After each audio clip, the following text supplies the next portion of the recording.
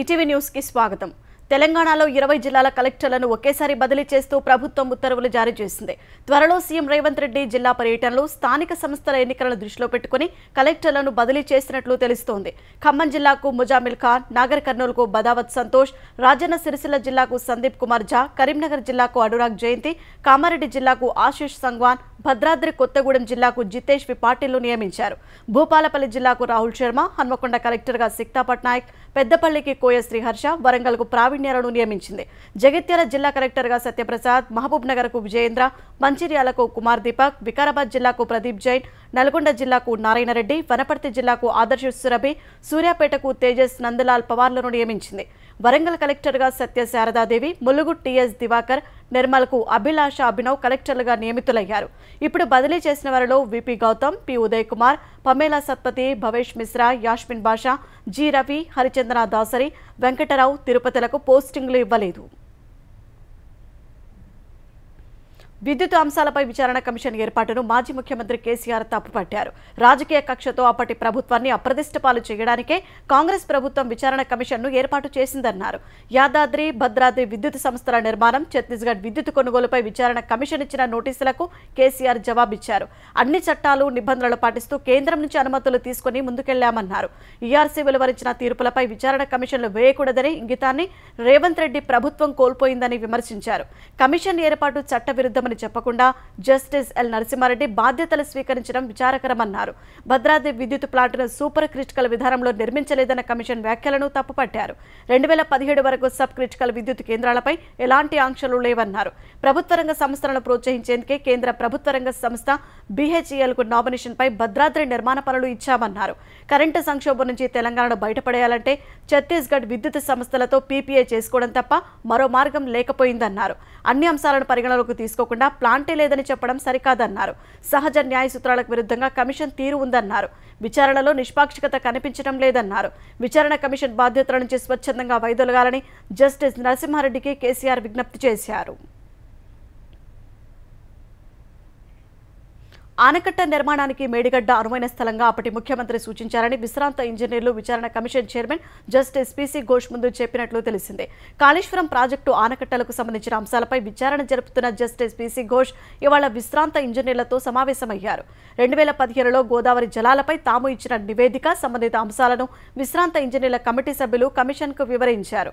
ప్రాణహిత, చేవెళ్ల, కాళేశ్వరం ప్రాజెక్టుకు సంబంధించిన అంశాలు, గోదావరి జలాల లభ్యత, కేంద్ర జల సంఘం పరిశీలనలు ప్రస్తావనకు వచ్చినట్టు తెలిసింది.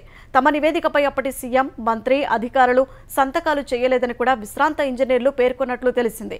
అటు మేడిగడ్డ, అన్నారం, సుందిళ్ల ఆనకట్టల నిర్మాణంలో సబ్ కాంట్రాక్టర్ల వ్యవస్థపై దృష్టి సారించిన జస్టిస్ ఘోష్ వారి వివరాలు సేకరిస్తున్నారు. ఆయా నిర్మాణ సంస్థల ఖాతాలు పరిశీలిస్తే అన్ని అంశాలు బయటకు వస్తాయని భావిస్తున్నారు.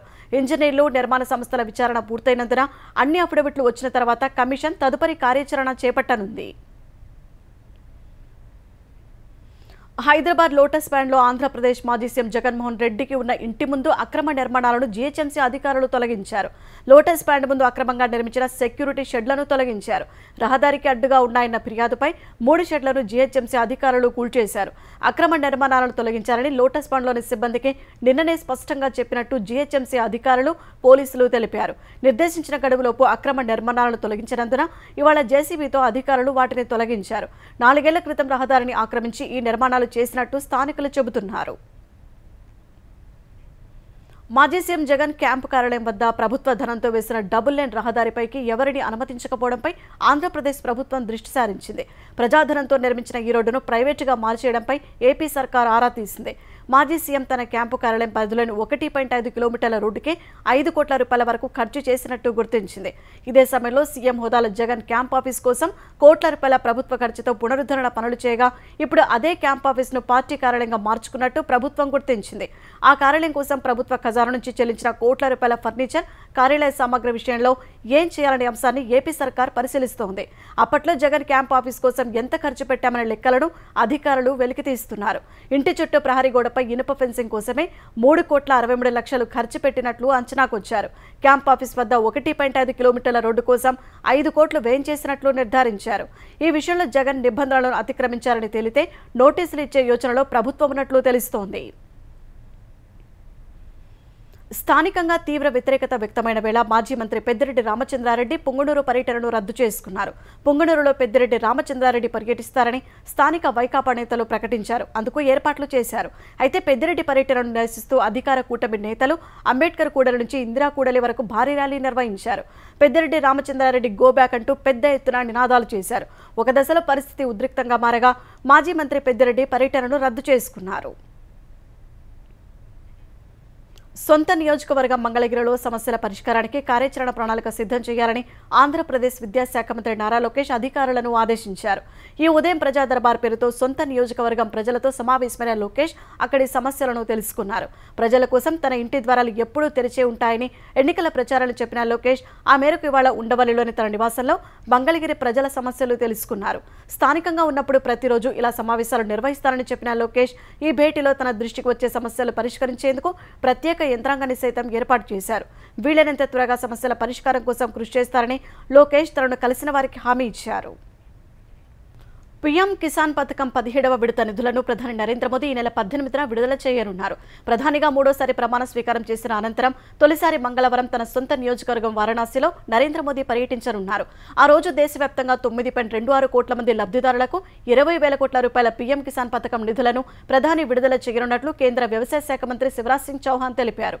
అదే రోజు తోటి రైతులకు మద్దతుగా పారా ఎక్స్టెన్షన్ వర్కర్లుగా పనిచేయడానికి కృషి సఖులుగా శిక్షణ పొందిన 30,000 మందికి పైగా స్వయం సహాయక బృందాల సభ్యులకు ప్రధాని మోదీ ధ్రువపత్రాలు అందజేయనున్నారని చెప్పారు.